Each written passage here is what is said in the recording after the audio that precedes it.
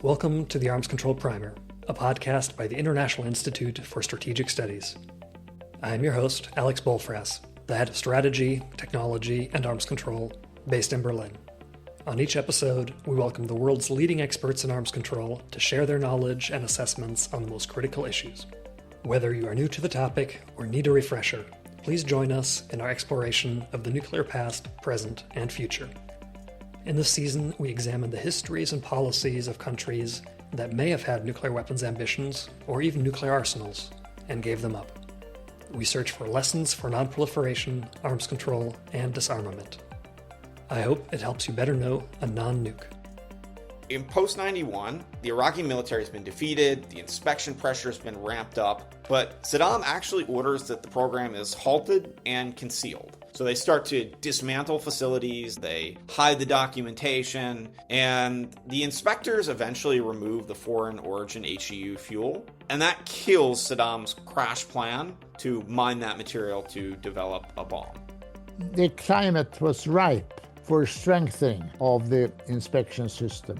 Everybody realized that it must be stiffer and state must accept more intrusive inspection, and the information obligations would have to be strengthened. This was set in motion in the IAEA in 1992, and in 1997 the General Conference accepted the additional protocols.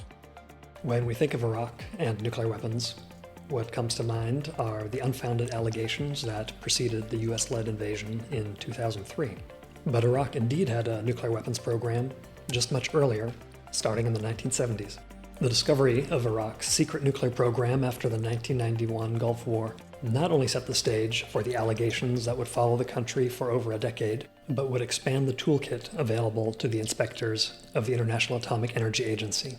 Joining us to tell that tale of a notorious non-nuke are Dr. Stephen Herzog and someone deeply personally involved in Iraq's nuclear history, Dr. Hans Blix.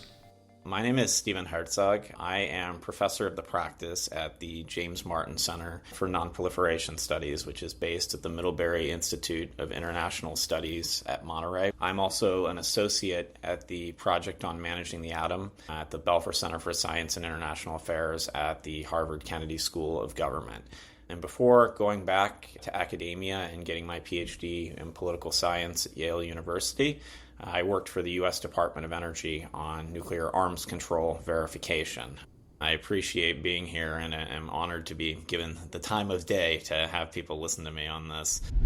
So if we're going to think about Iraq, before anyone really dives into the technical details of the case and the lessons that can be learned, I think that one of the things that needs to immediately be said is that Iraq, like many other states, was an early joiner of the Nuclear Non-Proliferation Treaty, doing so in 1969. And then shortly thereafter, it has a comprehensive safeguards agreement with the IAEA, pursuant to Article 3 of the NPT, that comes into force in the early 1970s. Now, Iraq has an early civilian nuclear program like a lot of other countries. And if you remember, this is the time where the United States is promoting the peaceful uses of civilian nuclear energy through its Atoms for Peace program. And there's also the Soviet analog at the same time. So Iraq's early nuclear program is going to rely on foreign assistance, unsurprising. So they've got the Soviet-supplied research reactor at Tuatha in the 1960s that's set up. Then the French are involved in the mid-1970s, providing assistance to the Iraqis with an Osiris-class research reactor. And the French also helped with highly enriched uranium fuel and training for Iraqi scientists. Then the Italians got involved. And so in the late 1970s, the Italians are involved in contracts with the Iraqis to help them build a radiochemistry lab and fuel fabrication capabilities. And so that's really the mix that the Iraqi story unfolds in. NPT membership, IAEA safeguards, and foreign civil assistance to the nuclear program. And yet, despite all of these different components, where we've got the NPT, we've got IAEA safeguards, we've got foreign providers of nuclear technology who should be thinking about what the Iraqis are actually doing with this technology, what do we wind up with? Well, we wind up with calutrons and a garden full of centrifuge parts. So let's set the scene. In the 60s and 70s, the Iraqi nuclear story begins really conventionally. So you've got your research reactors, you've got training for Iraqi scientists, and you've got nuclear materials which are safeguarded by the IAEA at Tuwaitha. So if you think about it, it looks like it's a national civilian nuclear program that looks like many others at the time. It's civilian on paper, but of course we have the dual-use dilemma. And there are many countries at this time during the Cold War who are considering hedging. And Iraq is among those countries that had thought about this. And we hit the early 1980s. And we're at this time period where Iraqi tensions with Iran are really high, and the Iran-Iraq war consumes the 80s. And during that time, Baghdad explores several pathways to the bomb and how to get fissile materials, doing so under Saddam Hussein and really doing them in parallel. Now, the one which becomes central to the story is electromagnetic isotope separation, EMIS. And this is done with calutrons, right? And calutrons are these big, power-hungry machines, mass spectrometers, and they're going to separate uranium isotopes using magnetic fields. And there's a number of different major sites. Well, two really. There's the Tarmiya complex near Baghdad, and there was also a planned complex at Al-Sharqat. And in addition to EMIS, the Iraqis also pursued gas centrifuges, which is the more modern, efficient route to nuclear proliferation, which is what we see Iran using and what most proliferators have thought about. And they've got a facility at Rashtia, and that's led by Dr. Mahdi Obedi. The Iraqis also think about other concepts, so they consider chemical enrichment, they consider laser isotope separation. It's very easily concealable. But electromagnetic isotope separation and the gas centrifuge, those are the serious frontrunners, the ones that the Iraqis really think about. There's one more path that matters too, and that's a plutonium path via a research reactor. And so this is the story of the Iraqi safeguarded reactor at Osirak. Iraq never had a power reactor, and it really also never had a reprocessing line for spent fuel to extract plutonium that it could scale up. EMIS is this old Manhattan Project-style method for separating isotopes of uranium. There are a few practical takeaways from the Iraqi story and electromagnetic isotope separation. The first is, why would the Iraqis even choose it? And I think that one of the things that matters here is that it relies on industrial-scale components, so steel and copper. And so you're doing that rather than relying on these exotic precision parts, which means that under stringent export control regimes in the nuclear suppliers group, if you're doing electromagnetic isotope separation, you're more likely going to be able to build that out indigenously than you would with alternatives. But electromagnetic isotope separation is also really noticeable. It's got a large footprint.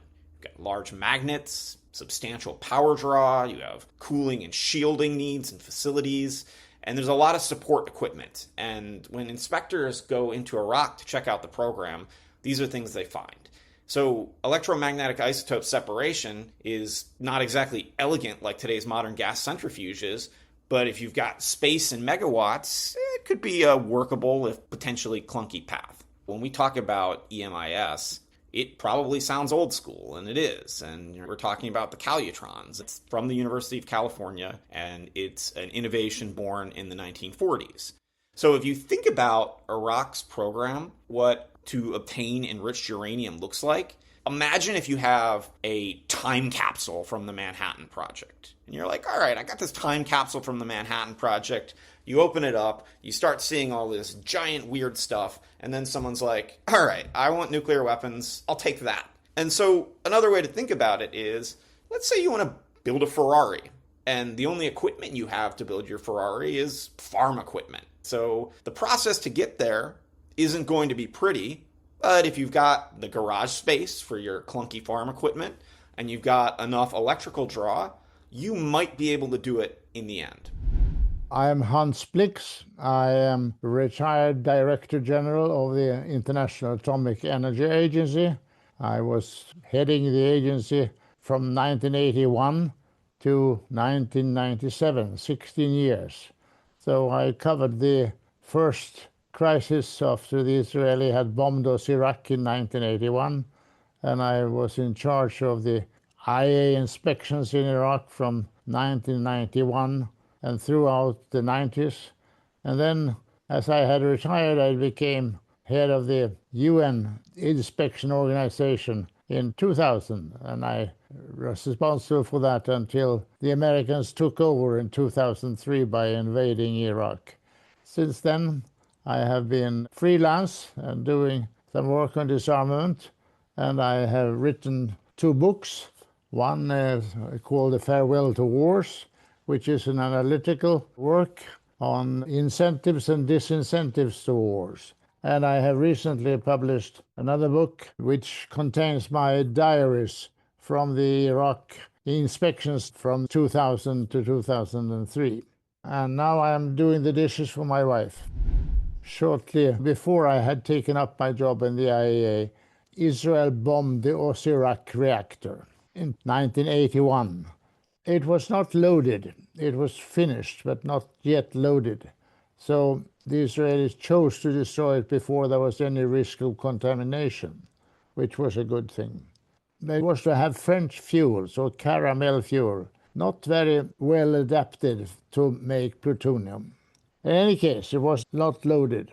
Israel judged the Iraq reactor to be a potential threat to itself, not possibly an immediate direct threat, but a potential threat. And the attack was condemned by the Security Council, including by the US. And the Article 51 of the UN Charter allows states to act in self-defense when an armed attack occurs.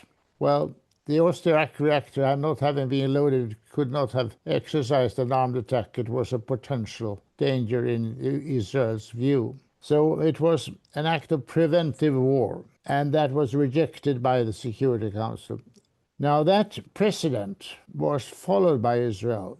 Israel has continuously not accepted the limitation contained in Article 51, but rather when it has seen a potential danger that it could intervene against, it has intervened. I think it must be concluded that the US has joined Israel in supporting the doctrine of permissible preventive war.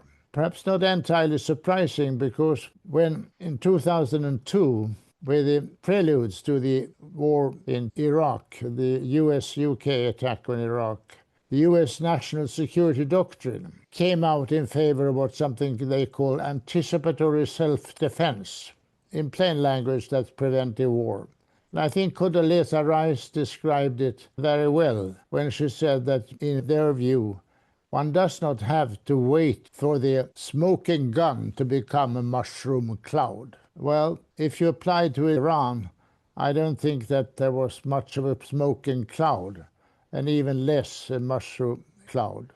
At the same time, it hasn't excluded it, because there is a famous difficulty in proving the negative. But certainly the IAEA, after the most extensive inspections in Iran, has not concluded that Iran is working on a production of a nuclear weapon. So, in my view, Israeli action in Iraq in 1981 is still on a doctrine that now the US has followed in. And that is a very serious development, that the world's most militarily powerful country accepts and pursues, acts on the policy of preventive war. Now, if we step aside from OSIRAC, by the late 1980s, the Iraqis have pretty much a coordinated weapons program. They've got EMIS at scale, they've got a maturing centrifuge project, and they've got some weaponization work, so designs and metallurgy, and they've also even got work on high explosive lenses. So within Saddam's government, they pencil in this deadline for 1991, and they say that in 1991, they want to have their first implosion device. Not yet a deliverable warhead, but when you hit the late 1980s, you've got plans for a proof of concept device by 1991. Obviously, again, not a missile-ready warhead. There's an essential caveat here, though, and when we look back at the history of the Iraqi nuclear weapons program, there are questions about whether or not its success is exaggerated, and there are pretty good reasons to believe that it was exaggerated. Scientists are threatened with imprisonment if they delay the program or if they fail to make sufficient progress. So, of course, what happens? Well, they're always saying it's more successful than it was out of fear of punitive consequences, which is not atypical in authoritarian context. The Iraqis invade Kuwait in August 1990. And Saddam orders a crash program then at that point as the international community's pressure on Iraq is growing. And they wanted to aim for a bomb in roughly a year. One of their ideas they had comes about through Project 601. And the idea of Project 601 is that they want to extract HEU from a safeguarded research reactor fuel, and they want to use this as a bridge while enrichment is ramping up. This plan is risky, it's desperate, and it's ultimately short-lived because we have something called the Gulf War. So after the Gulf War happens, and the Iraqis are quickly defeated by the United States and its allies, the UN Security Council imposes intrusive inspections. So we've got the IAEA's Iraq Action Team for nuclear issues, and then we've, of course, got UNSCOM for chem, bio, and missiles. We have a series of UN resolutions that open doors so that inspectors can go places that they've never been before in Iraq. And this turns out to be very fruitful. Within months, the inspectors have found massive electromagnetic isotope separation complexes. They found the centrifuge program. They found documentation of weapon labs. And they've even found tallied records for gram-level separated plutonium. And so that inspection record in Iraq, not the speculation with the Bush administration in 2003, is the backbone about what we know today. One of the jokes that inspectors make when they go in and they take a look at the Iraqi program is they say, this is like Berkeley in the desert. And that is, you've got these massive Calutron halls that were stepping into the University of California, Berkeley, circa 1944. So enormous magnets, improvised engineering, and the electric utility bill from hell. As I said, building a Ferrari with farm equipment. And Dr. Blix discusses the discovery that Iraq was enriching uranium in secret and the consequences this had for how the IAEA went about its work. The UN action against Saddam Hussein's invasion of Kuwait in 1991 and the discovery that Iraq had been working on the enrichment of uranium with an old-fashioned method, sort of calutrons that they were building and that the IAEA had not discovered. That is when the UN action was decided on to intervene and dislodge Iraq from its occupation of Kuwait.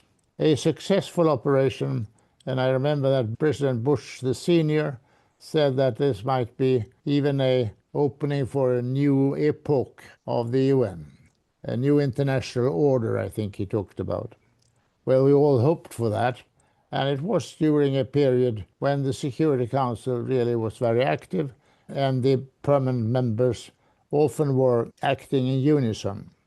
What we found, the IAEA was then charged with inspections and destruction of the nuclear sector. And UNSCOM in New York was in charge of the biological, chemical, and the missile. Already in 1991, early, the agency discovered that Iraq had been operating an enrichment facility based upon the old American technology, the sort of calutrons.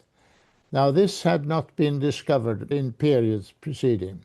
So it was a shock to the agency, but also a shock to the Israelis and to the Americans. No intelligence organization had warned the IAEA about it, and I do not think that they really knew about it. So it was then concluded, of course, that the inspection system had been incapable of detecting this. Well, the inspection system under the NPT was designed much earlier and contained great weaknesses. And it had been noted, including by me, in the 80s at the NPT review conferences, that the inspection system needed to be strengthened. But there was not a readiness among states. There were several states who had peaceful nuclear programs, and they were not very keen on inspection. Canada, Belgium, Germany felt they were inspected extensively, whereas they felt that countries like Libya and Iraq, others perhaps would need it better. For an inspecting agency, it's not possible to treat different subjects differently. The inspection system had remained with great weaknesses. In particular, the inspectors could only be sent to declared installations. Of course, the calotrons were not declared, and Israeli and American intelligence had not succeeded in knowing it, and at any rate had never alerted the IAEA about it. So the climate was ripe for strengthening of the inspection system. Everybody realized that it must be stiffer, and state must accept more intrusive inspection, and the information obligations would have to be strengthened. This was set in motion in the IAEA in 1992, and a program called 93+2, which should have been ready in 1995. Well, it took longer than that, but in 1997, the General Conference accepted the additional protocols, which were optional, of course. The states did not have to accept them. They could stay with the old inspection agreements under the NPT, but it was recommended that everybody should accept the new protocols. And in fact, gradually, more NPT states have done, and the majority have now accepted the additional protocols. There are some that have not, but it's a great change. And the additional protocols gives considerably more power to the inspectorate and possibility and rights. The inspected states have to give much more information at their request, and the inspectors have much greater mobility. There is also the fact that new techniques of inspection have developed. In Iraq inspections in the 90s, much was learned, in particular environmental investigations. Nuclear is a technique that can leave great traces. A river can carry traces of very small quantities of nuclear, so it's difficult to hide environmental traces. But even in environment in leaves and soil can leave traces, so that's a new technique. Another conclusion that we drew was that intelligence in many countries is potent, and it would be absurd if intelligence organizations using totally different means from inspection, and if they knew something, if they do not tell the IAEA and put us on the track. So I hired then an officer to work in the Secretariat in the Safeguards Department to be in touch and be the sole channel of information from national intelligence. I'm not sure it was a great success. I don't think we received so much. But at any rate, it was open channel. It was a one-way channel. That Ahmed El-Baradei and I agreed with it, that the agency was not sort of extended arms of the CIA or the FSB or anybody else. But if they knew something, they should put us on the track. Important lessons can be taken from the Iraqi decision to halt its nuclear ambitions in 1991. Dr. Herzog shares some of those. It's important as well to think about the decision to cease the program.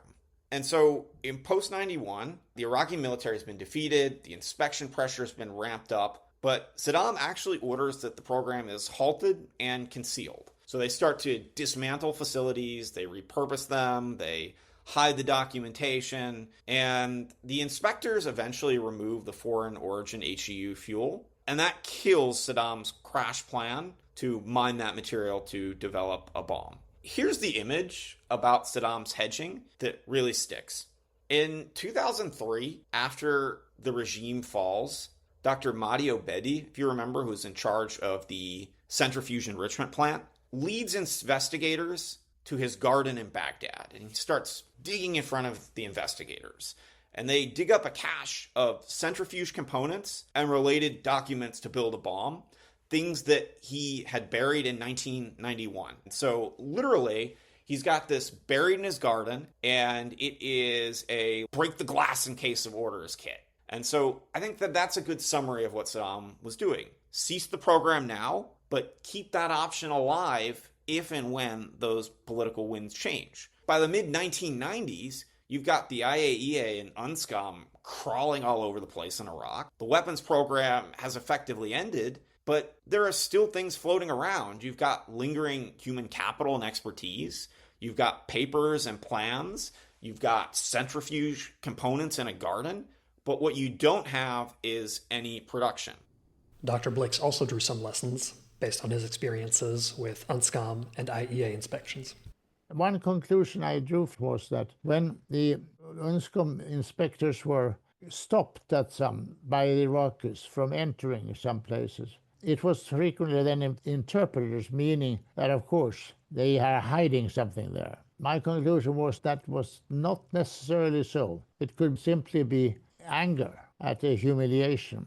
And in some cases, we know now that the UNSCOM teams contain U.S. intelligence agents and that they had apparatus to listen, to buzz, and to find out where Saddam would be or where his mistresses could be, which was incompatible with a UN organ, in my view. So while I admitted that we agree that it's possible that they are hiding something, but their way of turning negative to inspectors could also have other or additional grounds. This was one reason why I accepted Kofi Annan's request to me to take on the chairmanship, that I thought that, yes, we should carry out inspections in a manner that is professional and competent, but not humiliating and harassing. And I stuck to that line, and I think that gradually we developed a certain decent relation with the Iraqis. I explained to them that you should see UN inspection as a possibility. You maintain that you have nothing to hide and you are not believed. But if you succeed in convincing the inspectors that there is nothing, and by total openness, and the inspectors come out and say that after extensive work, we cannot see that there's anything, the inspectors have a credibility. So you should make good use of the inspectors. I remember I joked a little with them, said that a dentist said to the patient that it doesn't hurt, it just feels that way. And I got a wry smile to return. But anyway, that was characteristic of our relations. Fairly frank and certainly never humiliating. So in the IAEA in the 90s, we learned a great deal. And I have not been in charge when the additional protocols have been applied. But one question that comes up is, can there be 100% certainty? Can the IAEA or UNSCOM guarantee 100% that there is nothing? And my answer is no. You cannot prove the negative. You can come close to it, and you can report to the UN that you have done so and so much with so and so much professionalism, and that you have not found anything. But say you are in a big auditorium, can you assure from a rostrum that there is no mouse anywhere? No. You may have been around there with guards everywhere, but total 100% no. And in the last resort, it is for the member states to examine the inspections that have taken place and the professionality and the frequency with which they have taken place. And if the frequency and the results points to no discoveries, then the states have to act. They have to take a decision. Are we to act on the assumption now that there is nothing hidden, or are we to continue distrusted? So that's a political decision. The inspectors should not say there is nothing, but it should explain what has been done. And this, of course, opens the possibility for a country to say that, well, we suspect still that there is something. And that is precisely what the US did in the 1990s. We felt that there were 4 dossiers. There was the nuclear, biological, chemical, and the missile.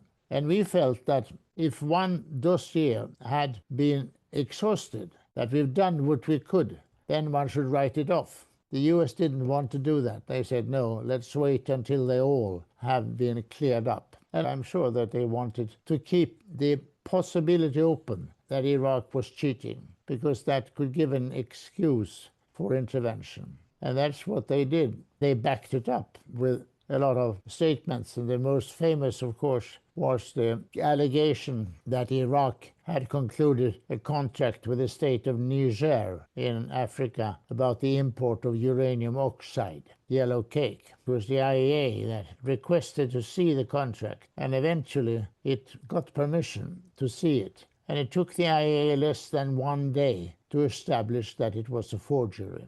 It was a fake document. And we now know who did it. It occurred in Italy, and went first to Italian intelligence, then from Italian intelligence to US and to the UK. And it enabled Bush to say that they had this information from several sources. It originated in Italy. As President Chirac said about intelligence, he said to Mohammed el-Bardei, they intoxicate each other. In this case, they did. I don't think they always do that. But they do buy and sell and swap intelligence. Anyway, that was one example. I think more generally, the difference was that intelligence, first of all, they had eavesdropping there, buzzing, of course, and they have spies. But they also had many defectors who came to them. And the defectors often wanted to ingratiate themselves. Sometimes very valuable information. And I'm sure CIA and others treat the information they get with a fair amount of circumspection, yes. But that was the difference. We never dealt with defectors, only what we ourselves saw. And we were eager to have information from intelligence agencies. And we did get most from the UK and from the US. And I think that by February, March 2003, we had carried out about 700 inspections in Iraq, and about 36 of them had been to sites that had been suggested to us from intelligence. And in no case did a site that had been suggested to contain anything relating to weapons of mass destruction. Well, we told the US and the others about our results. And at one point, I said in a telephone conversation with Tony Blair, that it would be paradoxical, wouldn't it, if you invaded Iraq with 200,000 men and found nothing. He said, no, there's something. Even the Egyptian intelligence believes so. Well, they were wrong. The 700 inspections had covered a great deal, not 100%, because you cannot do that, but it was the reality. So the Iraqi experience of 2002 was certainly an important one for the future. And the prerogatives that the agency had were very far-reaching in Iraq. I don't think that the IAEA or anyone can aspire to have quite as far-reaching inspection rights as they had in Iraq. The states will not accept that. We will have to make do with the additional protocol for the time being, at any rate. So if you're to jump from the 90s to post-September 11th, and in 2002 and 2003, we start to get all these US and UK assessments saying Iraq's reconstituted its nuclear program. And these are based upon two headlines. First is aluminum tubes that are said to be for the production of gas centrifuges, and a lot of data analytics related to the industrial supply chain are seeing those. And then there are claims that there were documents saying that Iraq had tried to purchase raw uranium from Niger in Africa. So the IAEA, they start checking out these claims in late 2002 as pressure from the Bush administration is ramping up on Iraq. And in March 2003, IAEA Director General El-Baradei tells the UN Security Council, no, absolutely not. The aluminum tubes that they've got are poorly suited to be used in the production of gas centrifuges. The documents from Niger turn out to be forged in the IAEA's mind. If you had to translate these two components, what happened is the IAEA has taken down the Bush administration's case for Iraqi reconstitution. But yet, still, we have the invasion. And so the question is, how did things go wrong? And so if you look at the after-action reviews that we've seen, things that are declassified, congressional testimony, there's a couple of things that caused this to go in the wrong direction. You've got stovepipe defectors who have only limited knowledge of certain parts of the program, since it's all been compartmentalized. You've got a tendency in intelligence agencies during times of high political tension post-September 11th to overweight single technical indicators like aluminum tubes. And frankly, there was a discounting of what the inspectors on the ground were saying. And so this is one of these rare cases where the most intrusive verification system on the planet is saying, hey, we're just not seeing it, and the system is right. So in the case of Iraq, it turns out the fastest way to learn what's actually going on in a country is to literally go there. Dr. Herzog offers some concluding thoughts on the legacies and lessons that can and should be learned from the Iraqi nuclear file for non-proliferation writ large. But there's an important lesson from Iraq that I think matters when we think about the future of preventing countries from developing the bomb. And that is, Iraq shows us that developments in IAEA safeguards monitoring normally come after the fact. They come in response to crises, and they are built for purpose, they're subject to institutional constraints and bureaucratic inertia. And I think that's a little bit problematic. And I think that moving towards the future, we really need to think more about anticipatory safeguards and thinking about the nuclear proliferation challenges of the future. And the Iraq case teaches us a number of different lessons as it relates to nuclear proliferation. Unsurprisingly, proliferators are going to hedge with multiple paths towards developing fissile materials. Iraq was running electromagnetic isotope separation, it's running gas centrifuges in parallel, and then had all these other master's thesis level projects in laser isotope separation concepts in a lab. So if intelligence agencies and inspectors are just watching one shiny facility, they're not going to catch it all, right? You need to look out for redundancy, because redundancy in nuclear weapons programs is a strategy to try and get there. Another lesson is that on-site inspections are a lot better than inference. So the IAEA UNSCOM combo, it was able to map Iraq's program in the months following the war, and it showed all sorts of things that national technical means and remote assessments had missed. So when in doubt, send inspectors.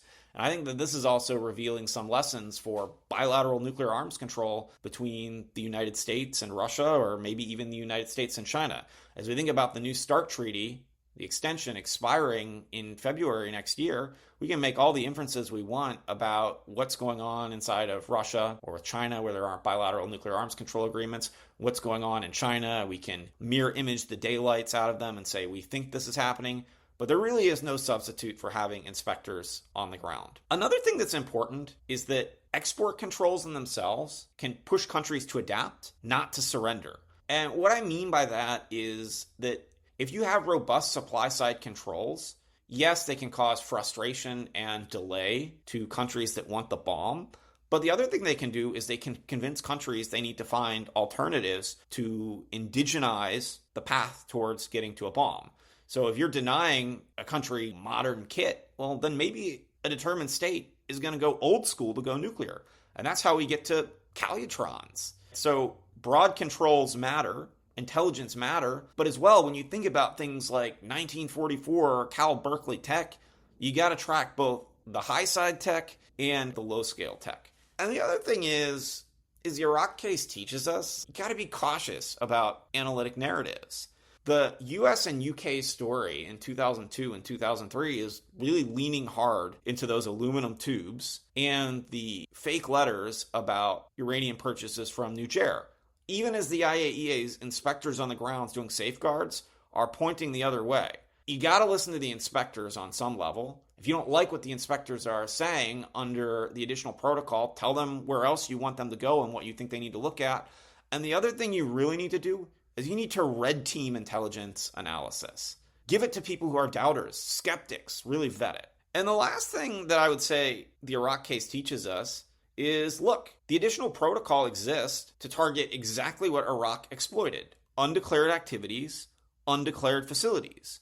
So when the AP is in force, when suppliers are vigilant, when national technical means are looking in the right places, your ability to detect clandestine development of nuclear weapons and uranium enrichment and production of facilities, it jumps. When the additional protocol isn't in force and you are limited to declared facilities and declared activities, yes, you have inspectors on the ground, but when you think about what might be going on in the facility across the strait or an undeclared part in the country, you might just be reading tea leaves. Thank you for listening, our guests for speaking, and the European Union Non-Proliferation and Disarmament Consortium for funding this series. Until next time, stay optimistic.